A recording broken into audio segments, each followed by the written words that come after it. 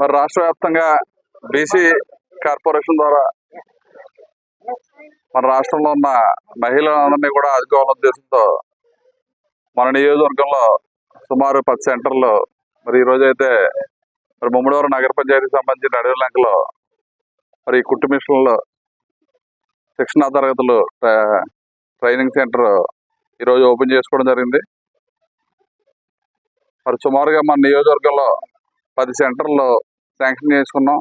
ఒక్కో సెంటర్కి 144 మంది మరి ఉదయం సాయంకాలం కూడా ట్రైనింగ్ అయ్యి 90 రోజులు శిక్షణ పొందిన తర్వాత వారికి ఆ యూనిట్ ఇచ్చి వాళ్ళ కుటుంబాన్ని ఆదుకోవాలి. వాళ్ళలో ఉన్న స్కిల్ని కూడా మళ్ళీ పరీక్షించి ఏదైతే బాగా దాంట్లో ట్రైన్ అయ్యారో వాళ్ళందరినీ కూడా మళ్ళీ ఏదైతే ఎంబ్రాయిడింగ్ సెంటర్స్ ఉంటాయి, మరి రెడీమేడ్ సెంటర్స్ ఉంటాయి, వాటికి కూడా ప్రమోట్ చేయాలనే ఉద్దేశంతో ప్రభుత్వం ఈ కార్యక్రమాన్ని తీసుకోవడం జరిగింది.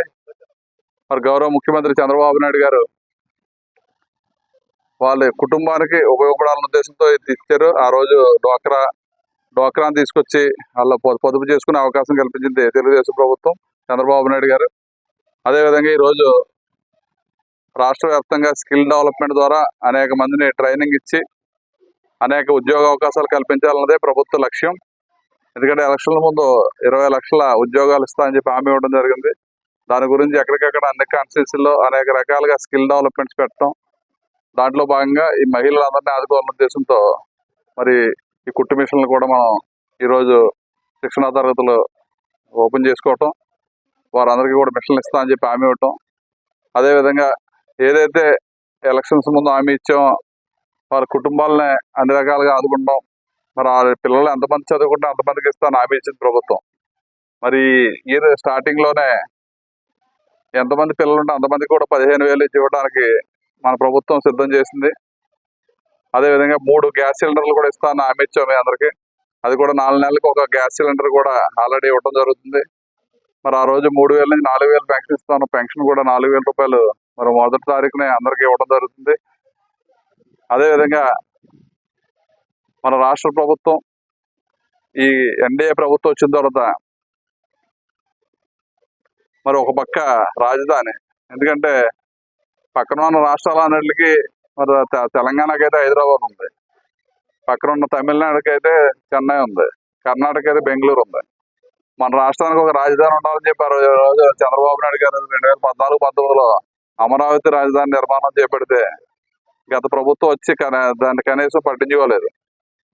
మళ్ళీ రేపు 2వ తారీఖుని గౌరవ ప్రధానమంత్రి గారిని తీసుకొచ్చి సుమారు 49,000 కోట్ల రూపాయలతో ఒక అద్భుతమైన రాజధాని మన భావితరాల భవిష్యత్తు గురించి మరి చంద్రబాబు నాయుడు గారు, పవన్ కళ్యాణ్ గారు, మోడీ గారిని తీసుకురావడం జరుగుతుంది. మీ అందరూ కూడా ఆలోచించాలి. ఎందుకంటే గత 5 సంవత్సరాలు చాలా ఇబ్బందికర పరిస్థితుల్లో తీసుకెళ్లాడు మన జగన్మోహన్ రెడ్డి మన రాష్ట్రాన్ని. మరి అదే కాకుండా పోలవరం ప్రాజెక్టు, ఎందుకంటే మన రైతులకు కానీ మన 13 జిల్లాలకి కూడా తాగునీరు కానీ సాగునీరు కానీ పుష్కలంగా ఉండాలంటే సముద్రంలోకి వెళ్ళే జలాలు ఆ పోలవరం ప్రాజెక్టు ద్వారా ఆఫ్ చేసి అందరికీ నీరు ఇవ్వాలనే ఒక లక్ష్యంతో ఆ రోజు 72% పూర్తి కనీసం వాళ్ళకి 1-2% కూడా ముందుకు తీసుకెళ్లలేదు. మరి దానికి కూడా 15,000 కోట్ల రూపాయలు తెచ్చి మరి దానికి కూడా ప్రాజెక్టు కూడా త్వరితగతిన పూర్తి చేయడానికి ప్రయత్నం చేస్తున్నారు. అదేవిధంగా మన అందరికీ తెలుసు మన రాష్ట్రంలో విశాఖ ఉక్కు ఫ్యాక్టరీ మరి ఆంధ్రులు హక్కు అని చెప్పి పోరాడి ప్రాణాలు పోయారు, ఎంతోమంది పోగొట్టున్నారు. అటువంటి దాన్ని కూడా ప్రైవేటీకరణ చేద్దామని చూశారు. మరి దానికి కూడా కేంద్ర ప్రభుత్వం మోడీ గారి సహకారంతో 12,500 కోట్లు తెచ్చి దాన్ని కూడా మళ్ళీ లాభాల వాటిల్లో తీసుకురావడానికి అహర్నిశలు కృషి చేస్తుంది మన ప్రభుత్వం. అనేక అభివృద్ధి కార్యక్రమాలు, సంక్షేమ కార్యక్రమాలు మరి చేసుకుంటే వెళ్తుంది. కాబట్టి మీ అందరూ గుర్తించాలి. ఇవన్నీ ఎందుకు చెప్తా అంటే గత 5 సంవత్సరాల్లో మన రాష్ట్రాన్ని చాలా ఇబ్బందికర పరిస్థితులు పెట్టి 11 లక్షల కోట్లు అప్పులు చేశారు. ఇవాళ మనం ఇచ్చిన హామీలన్నీ నెరవేర్చాలంటే చాలా ఇబ్బందికర పరిస్థితులు ఉంది. 1వ తారీఖు వచ్చినట్టు జీతాలు ఇవ్వాలి, పెన్షన్లు ఇవ్వాలి, అది కూడా ఇచ్చే పరిస్థితి లేదు. కేంద్ర ప్రభుత్వం సహకారం ఉంది కాబట్టి అంత దారుణమైన పరిస్థితిలో గత ప్రభుత్వం తీసుకెళ్ళింది. ఇవాళ నగర పంచాయతీ ఉంది మనకి. ఈ సంవత్సరంలో కేవలం ఒక 40 లక్షల రూపాయలతో డెవలప్ చేయగలిగాం. ఎందుకంటే రూరల్ ఏరియాలో 25 కోట్ల రూపాయలు తెచ్చి రోడ్లు వేసాం. ఈ నగర పంచాయతీకి వచ్చి ఏం చేయలేకపోతాం అంటే అంత దీనమైన పరిస్థితిలోకి ఈ రాష్ట్రం వెళ్ళిపోయింది. కాబట్టి ప్రజలందరూ కూడా అర్థం చేసుకోవాలి. మళ్ళీ అటువంటి ప్రభుత్వాలు రాకుండా పనిచేసే ప్రభుత్వం మన పిల్లల భవిష్యత్తు గురించి అన్ని రకాలుగా ఆలోచించి ముందుకెళ్తున్నారు. కాబట్టి ప్రతి కుటుంబాన్ని మరి ఆదుకొని మినిమం ఇబ్బంది లేకుండా చేయాలన్నదే టార్గెట్. కాబట్టి మీరు అందరూ కూడా అర్థం చేసుకుని ఈ కుట్టు మిషన్లు ఏదైతే ఓపెన్ చేసామో మీరందరూ కూడా తప్పకుండా మీ కుటుంబానికి ఈ మిషన్ ద్వారా ఎంతో కొంత చేయూత ఇవ్వాలన్న ఉద్దేశంతో ఈ కార్యక్రమం తీసుకున్నారు కాబట్టి దాన్ని అందరూ కూడా సద్వినియోగం చేసుకోవాలని తెలియజేసుకుంటూ మరి ఏర్పాటు చేయడానికి మరి స్థానికంగా ఉన్న మన అశోక్ గారు, మన అదేవిధంగా రామన్ కుమార్ గారు, అందరూ కూడా కౌన్సిలర్లు అందరూ కూడా కలిపి ఈ బిల్డింగ్ కరెక్ట్ చేయడం, దీనికి ప్లాన్లు వేయించడం, అదేవిధంగా ఈ రోజు మన ఎన్డీఏ నాయకత్వం అందరూ పెద్దలందరూ సమక్షంలో ఈ కుట్టు మిషన్ల శిక్షణ తరగతి ఓపెన్ చేసుకోవడం చాలా సంతోషంగా భావిస్తూ మన నియోజకవర్గంలో మరి అత్యధికంగా తెచ్చాం కాబట్టి అందరూ కూడా ఉపయోగించుకుని మరింత ముందుకు వెళ్ళడానికి ఈ ఉపయోగపడాలని చెప్పి తెలియజేసుకుంటూ సెలవు.